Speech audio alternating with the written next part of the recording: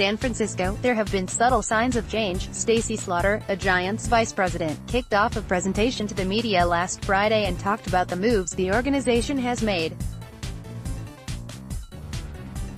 Rob Dean, part of the family that owns a large percentage of the Giants, welcomed everyone to the play ball lunch on Monday. Later that day, VP Alfonso Felder stood and examined the field after a storm hit Oracle Park. A year ago, all of those spots likely would have been taken by Larry Baer. It'll be more than 3 months before he's back in that position, but even then there will be uncertainty. Baer on Tuesday morning was suspended without pay until July 2 by Major League Baseball over a public incident with his wife, Pam. In separate statements, Baer and the Giants board of directors complied with the move. The commissioner has imposed what we believe to be appropriate disciplinary measures, and we will work with Major League Baseball and Mr. Baer to ensure that all aspects of the disciplinary program are completed, the Giants said in a statement attributed to their board. The baseball will go on, of course, starting Tuesday night at Oracle Park. The Giants have operated normally since Baer took a leave of absence on March 4. It's impossible to know what's truly going on behind the scenes, but team officials say everything is running smoothly, and the baseball operations department certainly is humming. That's where this might most be noticed by fans long-term. Baer has been a key part of every major push the Giants have made in free agency, and a few days before the incident with his wife, he flew to Las Vegas with Farhan Zaidi to meet with Bryce Harper. It's hard to see that being the case with the next marquee target, but Zaidi, in the aftermath of Baer's decision to step away, said he did not expect the situation to impede his immediate work in any way. Baer handpicked Zaidi, but the new president of baseball operations currently reports directly to the board of directors. He met with the board during the interview process. Larry did a great job of kind of making sure I'd had some direct contact with them and had relationships there, Zaidi said earlier this month. We don't necessarily have another Harper situation imminent or brewing that's going to require real active involvement from the board, but as decisions need to be made, we have a really strong infrastructure in place. Zaidi already had complete control of the Giants roster, with the notable exceptions being a player like Harper, who would have required a significant commitment from ownership. Perhaps at some point Zaidi will have to tell someone on the board that Madison Bumgarner trade talks have picked up, or something similar, but for now the focus is on building the roster, and he has been as busy as any MLB executive in recent weeks. For future years, there are question marks, though. The Giants still are trying to determine whether Zaidi will report to Baer after July 1 or continue to work directly underneath the board. In their statement Tuesday, the Giants said they will make changes to the governance structure and designate a new control person. That means Baer, who will return as CEO and president, no longer will attend MLB's ownership meetings and similar events. Per source, the organization still has not determined if Baer, upon his return, will report to a new boss. In the past, he was a representative of ownership, and all aspects of the organization funneled through Baer. Dean will serve as the interim control person as decisions are made, and he appears to be a heavy favorite to take that role long-term if he wants it. The son-in-law of former majority owner Sue Burns, Dean gave an impressive and heartfelt speech at the play ball lunch on Monday, and there are some within the organization who view him as their next leader. That will be determined over the next 3 months, and the next 2 weeks will be telling. Related, Giants CEO Larry Baer suspended by MLB without pay through July 1. With Baer ordered to stay away, at least one of the club's vice presidents will represent the team in San Diego for Thursday's opener.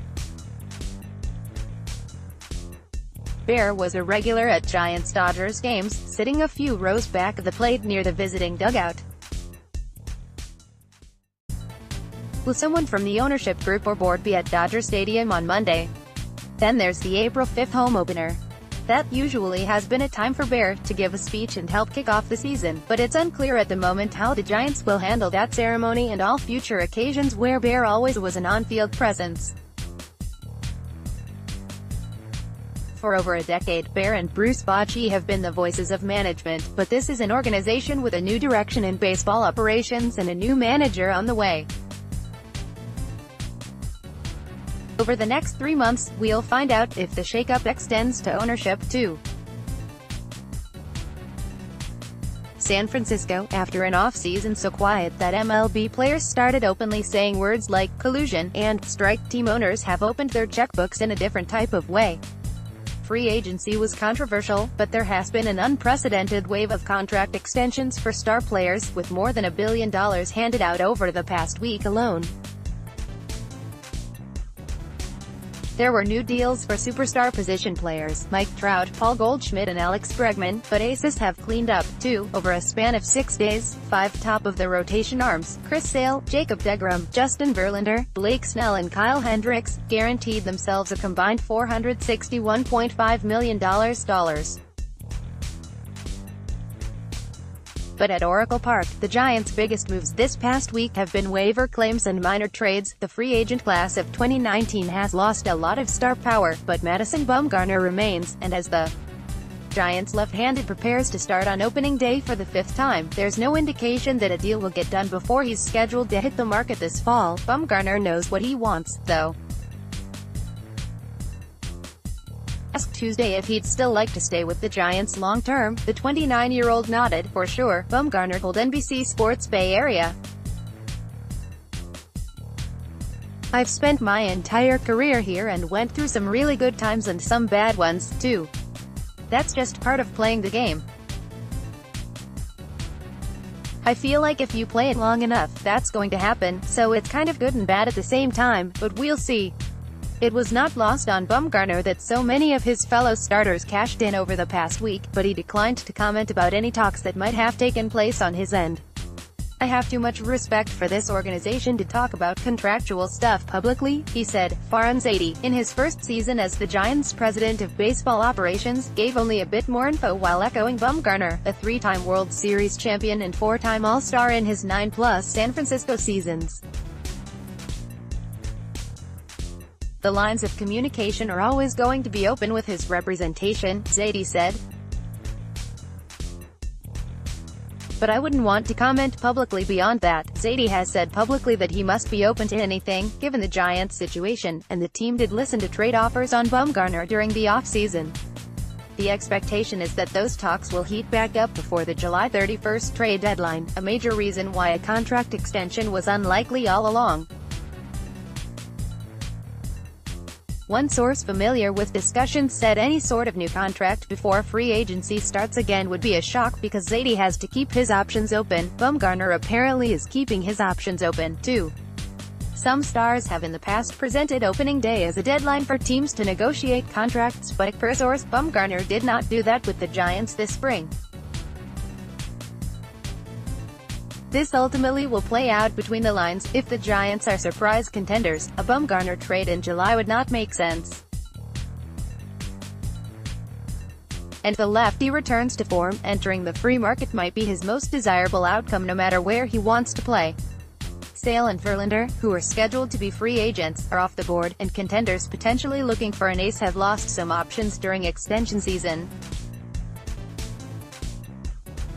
Bumgarner might end up as one of the top prizes on the market in 7 months, but he's not letting that uncertainty impact the start of his 2019 season, even if thoughts about the future occasionally slip into his mind. "I mean, yeah, for sure, there's no way you couldn't think about it," he said.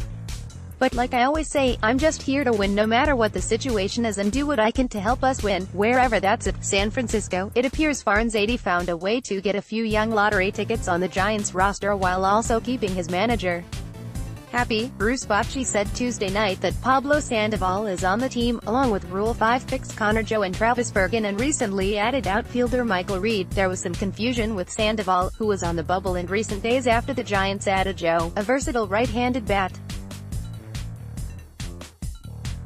Initially, Bochy said Sandoval is on the team right now, but he later said he didn't need to inform Sandoval of any decision because he was on the team until told otherwise. Either way, it appears Sandoval will be there in San Diego on Thursday with a manager who wanted his energy around. "I think you guys know how much I think of Pablo and the job he has done for us," Bochy said. Zadie, the Giants' president of baseball operations, hinted before the game that he was leaning toward keeping Alan Hansen instead to help with shortstop depth, but Hansen did not make the team. Yangervis Solarte will be the backup shortstop. Solarte also could see plenty of time in left field. Here are some more observations from Tuesday's roster announcements. Mac Williamson seemed headed for the waiver wire before the game, but he was hit on the wrist in his final at-bat of the spring. An X-ray came back negative, but perhaps this buys the Giants some time with a talented player. In theory, they could place Williamson on the injured list to start the year and then send him to AAA Sacramento on a rehab assignment as they evaluate Joe and Reed. Joe and Reed are the right-handed outfield options Zadie wanted to add to the roster, and one could start in left field on opening day against Padres lefty Eric Lauer. That would mean the left fielder and two bench bats, one of those two, plus backup catcher Eric Kratz, joined the organization in the last week of the spring.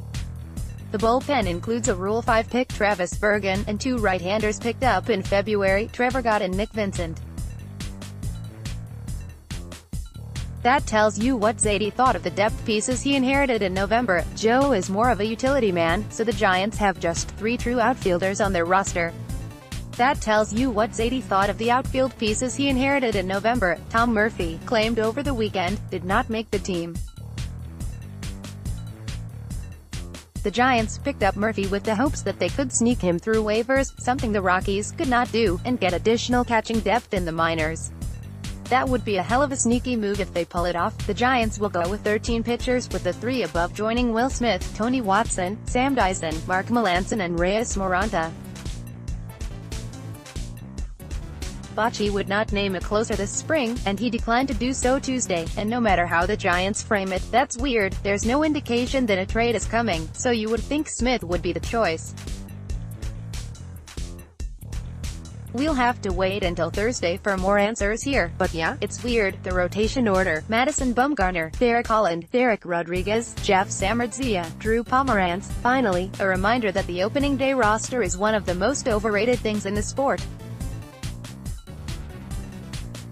Eric Johnson, Josh Osich and Roberto Gomez were on the field for the opener last year. A lot of this mix will change over the next couple of weeks, and maybe by the time the Giants get to Los Angeles on Monday.